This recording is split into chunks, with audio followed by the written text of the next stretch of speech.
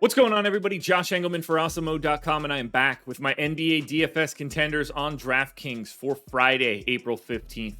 Now be sure to hit that like button, subscribe to the channel, and hit the notification bell so you know when everything goes live. Follow me on Twitter at Josh Engleman. Let me know in the comments who your favorite plays are, and then go sign up at No House Advantage using the promo code Awesemo so you can get $25 on your first deposit. Now we're rounding out the bottom of my top 10 with Caris LeVert, Kevin Huerter, Bogdan Bogdanovic, Ivica Zubac, and Marcus Morris. I couldn't even read any of these names. Marcus Morris on the outside looking in. I had glasses on. I went to contacts. Depth perception's all off. Can't read. It's terrible. It's terrible. Who will be my favorites? My top 5 plays of the day? Time to find out.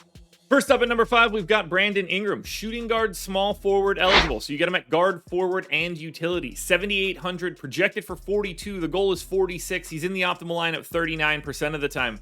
Give him 36 minutes. Now, that might be a little lofty, but I think they have to do everything they possibly can to win here. The season is over if they don't.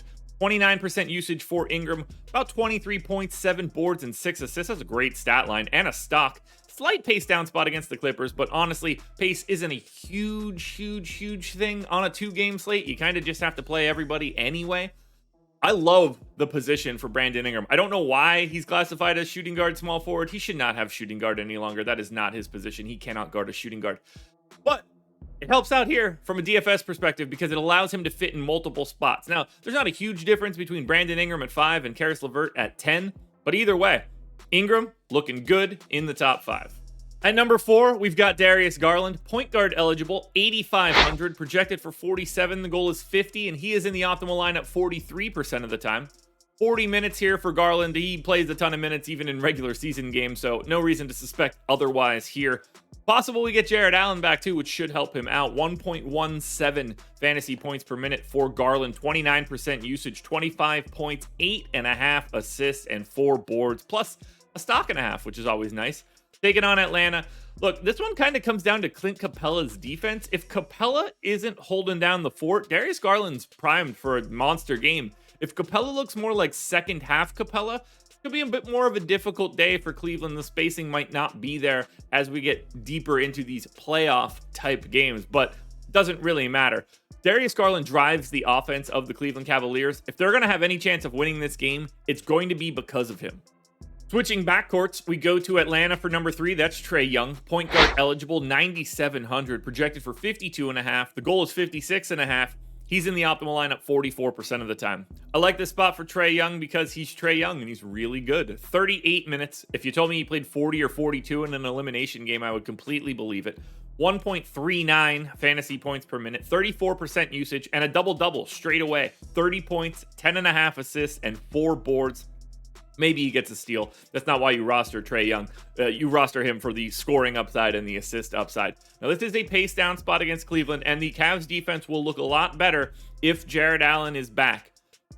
But, this is the big but. Trey Young's going to have a lot of guys that he could pick on in the pick and roll. Whether that's, if it's not Jarrett Allen, whether that's Kevin Love, whether that's Caris LeVert, or if Cleveland tries to play a little bit more like they did in their previous game, every minute that Rondo is on the floor with Trey Young, he is going to get hunted mercilessly in the pick and roll, and that is going to go very, very well for Trey Young. Don't let anybody give you this playoff Rondo nonsense, particularly from a defensive standpoint. Rondo is old. His best defensive days were 8 years ago. He's going to get picked on bad here. Don't expect the same sort of minutes. Do expect big production out of Trey Young.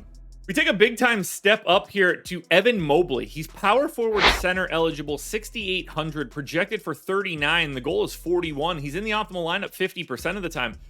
The dual eligibility here for Mobley is massive. Being able to put him at power forward or center on a 2-game slate really helps. They're playing for everything, and while he's still a rookie, he's fantastic. 36 minutes is where I'm going here. I think they need every bit of that for Mobley in order to be competitive.